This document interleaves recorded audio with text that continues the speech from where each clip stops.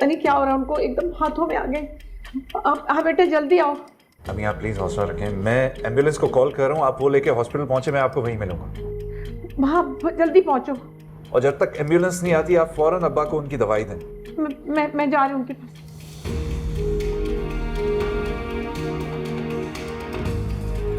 खैरियत? जी अब्बा की हुई तबीयत खराब हुई है, मैं एम्बुलेंस को कॉल कर।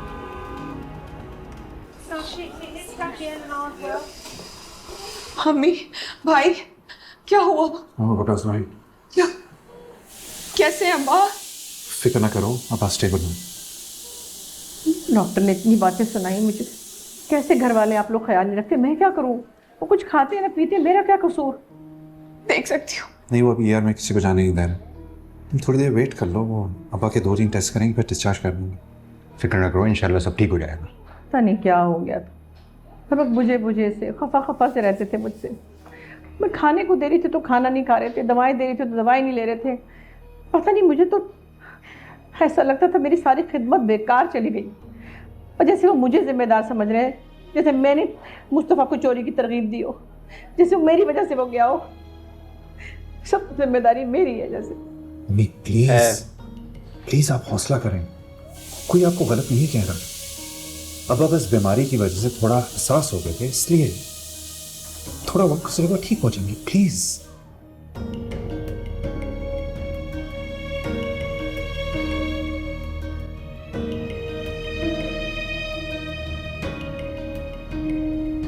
अब आराम से आराम से आराम से।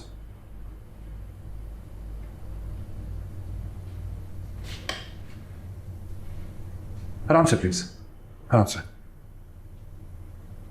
आइए इधर आइए, आराम से बैठे।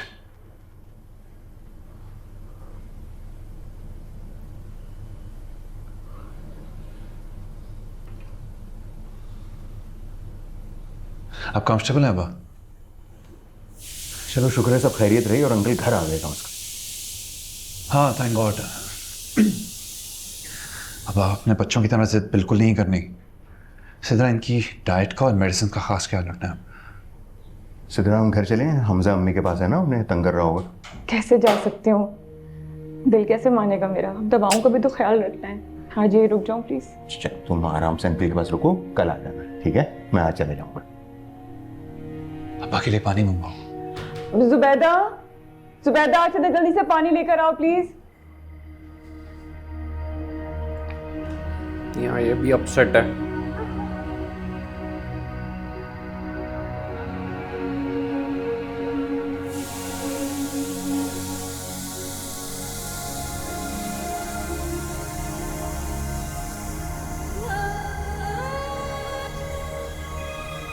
खाना खा ले।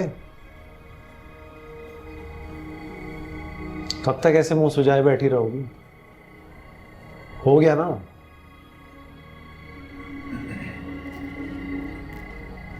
छोड़ दो ना, खा लो खाना। भूख नहीं है। तुम नहीं खाओगी तो मैं भी नहीं खाऊं, और मुझे तो बड़ी भूख लगी। मुझे बार बार क्यों कहते हो कि अम्मी बाबा के घर चली जाओ? मुझे खुद से दूर करना चाहते हो तो ये कह दो। मैं तुम्हारे बगैर नहीं रह सकती, बेशक तुम मेरे बगैर रह सकते हो। रह तो मैं भी नहीं सकता। नहीं छोड़ सकती मैं तुम्हें। क्या करूं, तुम्हें वो जिंदगी भी तो नहीं दे पा रहा हूँ शर्जी ना।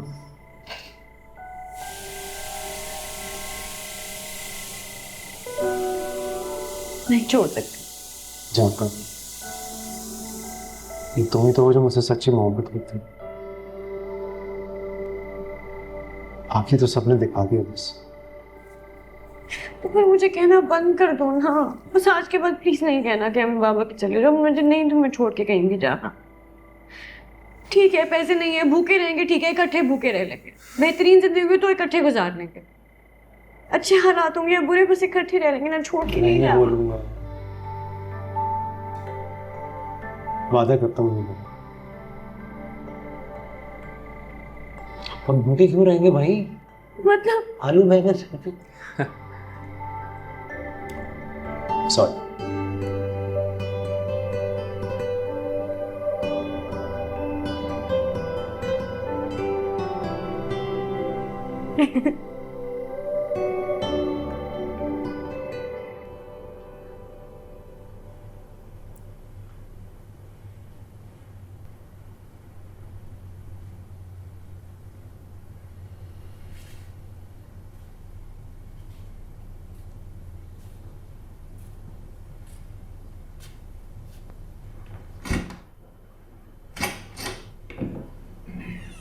सुना था बाप जन्नत का दरवाजा होता, लेकिन मैं ऐसा मजबूर और बेबस बाप हूँ जिसने अपनी औलाद को जहन्नम की चौखट पर ला खड़ा किया।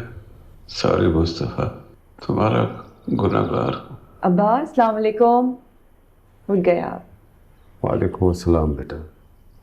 तुम घर में नहीं? मैं तुम सबको परेशान कर दी। किसी को परेशान नहीं किया।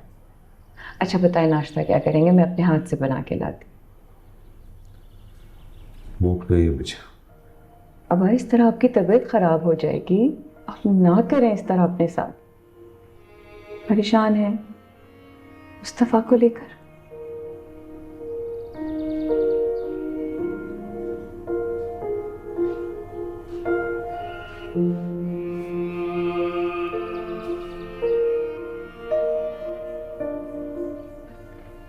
बताएं ना अब्बा। है परेशान वो तो। पता नहीं किस हाल में देख ही होगा रहा है। बदबख्त। उसे निकाला तो निकाला, शर्जीना को भी बेआसरा कर दिया। कितनी मान से मैं उसे बहू बना कर लाया था। तो फिर क्यों निकाला आप? इतनी बड़ी सजा का मुस्तहिक था कि मुस्तफ़ा? बेटा, अगर मैं उसे ना निकालता तो वो पुलिस को बुला लेती और उसे गिरफ्तार करवा देती, और मेरी तो इतनी भी हैसियत नहीं कि मैं उसकी ज़मानत करवा सकती। उसने हमारे ऊपर कितने पैसे खर्च किए हैं और हमारे ही घर से उसके पैसे चोरी हो गए। अब्बा आपने उस दिन भाभी को देखा था? उनकी आंखें माथे पर थी, चीख चीख के पूरे घर को सर पर उठा लिया था। पुलिस में जाने की धमकी दे रही थी और आप कुछ भी नहीं बोले। अब आप घर के बड़े हैं, सरबराह आए, आपको उनको रोकना चाहिए था। बेटा, मांगने वाले के पास बोलने का और एतराज़ उठाने का कोई हक नहीं होता। सारा कसूर मेरा है बेटा। तुम्हारी माँ का क्या इल्ज़ाम? खैरात में मिली है जिंदगी। अगर उसने मेरे इलाज पर 30-40 लाख रुपए ना खर्च किए होते तो आज मैं नजरें उठाकर उससे बात कर सकता था। काश उस दिन मुझे मौत का खौफ ना होता और जिंदगी की लालच ना होती। अब्बा, क्या आपको भी अम्मी, भाई और भाभी की तरह लगता है कि मुस्तफ़ा चोरी कर सकता है? आपका दिल मानता है कि वो चोर हो सकता है? नहीं, मेरा दिल नहीं मानता कि मुस्तफ़ा चोरी कर सकता है। क्यों निकाला उसे? क्यों किया उसे दर बदर?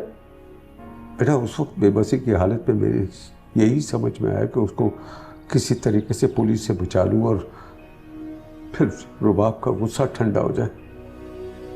बहरहाल पैसे तो चोरी हुए हैं ना, उसका गुस्सा जायज है। भाई किसी ने तो पैसे चोरी किए ना।